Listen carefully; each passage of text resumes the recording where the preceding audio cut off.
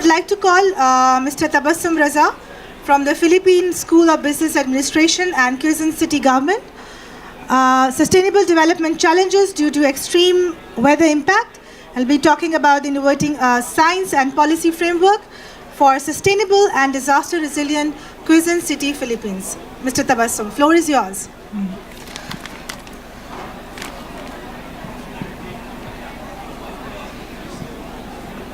Thank you. Bonjour, Madame, Monsieur. Good morning, and thank you very much for the Switzerland government to host this event. And I would also like to extend my thanks to UNISDR for arranging this event and inviting us for this platform. My name is Tabassam Raza. I am the director of the Disaster Risk Management Unit, Philippine School of Business Administration. And at the same time, I am a technical advisor of Quezon City Government Disaster Risk Management Office. I would like to request among you how many people are working with the grassroots level or communities or municipalities or cities. May I request to raise your hand? Let me have a selfie with you first. Because, okay, please join me. Those who are not working with the city government or community, they can also raise their hands because later or sooner you are going to work with them. Thank you. First of all, I would like to say that Patrick Geddy, you know the person because he said, think globally, act locally. An approach that allow people to consider the health of the entire planet for taking action to resolve the problems which we encounter due to the extreme weathers or unseen events. My presentation is regarding climate-related disaster. I think so the presentation is, the title is different. Development something, start with. No. That is not the presentation. Oh, technical problem, I think so. This is the old presentation which I submitted. I think so. This morning I have given you, please check it out. So I'll continue. It is regarding the sustainable development challenges due to extreme weathers. So it is about innovating a framework, science and policy framework to work at the grassroots level. So in this matter, the question arises there, we are talking about the action, taking action. So the question is, and the argument is there people available who can come up with the action plan? Do they have the capacity? Let's say our local government or municipalities, do they have the capacity to come up with the action plans? And number two, why we have to create those action plans? There should be some mandates. If we look into the Philippine government's Republic Act 9729, Climate Change Act, that asks the local government to come up with their own local climate change action plan. So, but climate change and extreme weather relationship is very scientific. We need to come up with some scientific, we need to have scientific knowledge so that we can assess our threat and then we can see what are the elements at risk to that threat, and we can also see our capacity to withstand with those threats. We need to assess all these factors in the equation. And I would like to congratulate to Rajab Shah and his team for creating a very beautiful initiative, RICA, because this kind of academies can help you to translate the scientific knowledge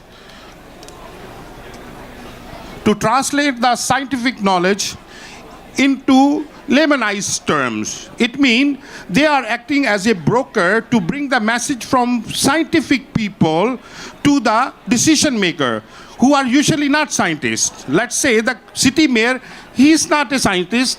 Maybe sometime, exceptional case, he can be scientist. He can understand the return period of flood or return period of earthquake, but in laymanized way, he don't know what is 100-year flood or 50-year flood. So when you say 100-year flood, it means it's extreme weather event which has impact on a larger scale. Therefore, we need to think about it ahead of time. So I'm just waiting my presentation. Anyhow, I'll bring you to the... So, okay. We are done with this one. This was the Climate Change Act 2009, Republic Act 9729, which mandate each municipality and cities in the Philippines to come up with their own action plan. The objective of this research is to develop a science policy framework and partially operationalize the SPF components by applying it to develop Quezon City Development Sectoral-based local climate change action plan. So we have developed that action plan, and the methodology we use for that action plan is basically this framework. If you see the framework, it shows many activities, but to translate these activities to the participant, because the process to operationalize this framework is participatory process, which has a gender sensitivity element, because the indicators which we use, they act differently for different genders. If I see the climate change indicator for water sufficiency, it explains that the male has different needs for water as compared to females. So in decision making and scientific assessment, we need to have equal parts of these two genders when it comes to assessment. So we make sure that our participatory process is gender sensitive. Component number 1, component number 2, and component number 3, they are those components which are to be done with the participation of all the stakeholders. If you see both sides of the framework, there is a vertical line and it shows stakeholder engagement and political will. Basically, these plans are made by the local government and under the supervision of the mayor. If the mayor do not have the political will, we cannot go for these kind of plans. To implement these plans, we need to have the political will of the mayor also. Now let's see, in this today's presentation, I will be more on discussing this particular subcomponent, which is under climate change vulnerability or sensitivity analysis. And under the sub component, we have 4 activities. The other 2 activities are part of the action plan, but due to the constraint of time, today I cannot discuss with 2, but you can always send me the email. I can send you the whole plan. So for this purpose, there are incidents or extreme events which are climate driven. They can be temperature rise or rise in the sea level, and then we need to assess their impact on the communities or elements at risk. So I will be focusing on this one, and then what is coming, what is our output, that is sectoral-based Quezon City Development Plan. If time permits, I will show you the slides regarding the methodology. Otherwise, I will go directly to the results. Now, why we choose the Quezon City? So there are certain criteria here. Based on these criteria, we have choose Quezon City out of 9 cities by using the logical decision window software. So this Quezon City stood at number 1.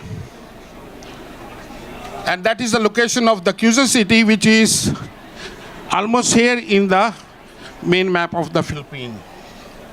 Findings.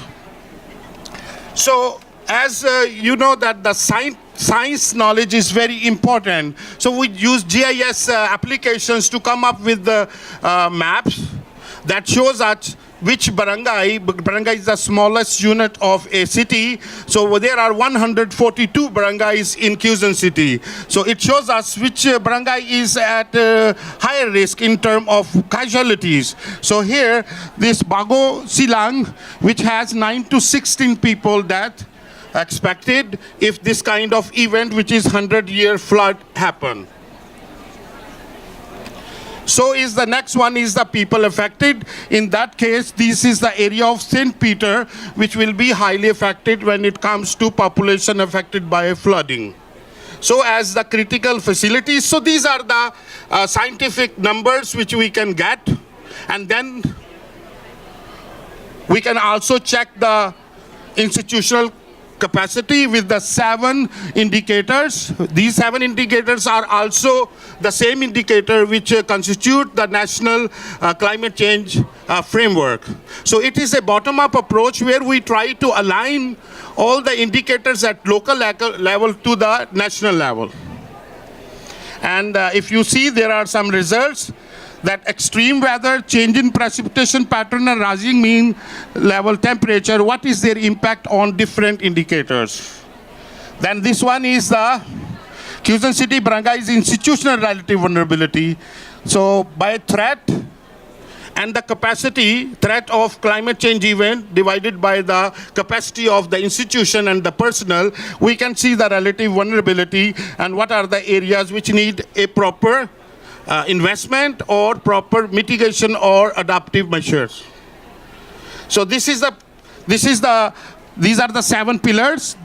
These are the incidents. These are the goals and objectives which are aligned or cross-cutting with the SDGs and the same time with the Paris Agreement objectives. So national climate change objectives, core cutting development sector, because these plans are based on development sectors. So we have 5 development sectors: social, economic, environmental, land use, and institutional. Thus, this kind of plan is prepared, and it has an action plan at the end, which is categorized by immediate, medium-term, and long-term action plan, or project, programs, or activities. And if you see, this is social development sector, this is the food security, and these are the impacts. And these are the main impact can be on the availability of water, stability of water, or affordability of water, or accessibility of water under the social development. Same way under the social development factor, water sufficiency. A while ago it was food security. So we can go all those framework along 145 PPAs, program, projects, and activities. Thus, these are the conclusions. You can borrow this presentation and read this conclusion. There are some recommendations which are given there. So there is a need to integrate these development sectoral-based PPAs into Quezon City disaster risk reduction management plan. So we have disaster risk management plan, which is also mandatory. So when we integrate these 2 plans, they become integrated action plan. These integrated action plans mainstream into development plans, which are called comprehensive development plan. Thank you.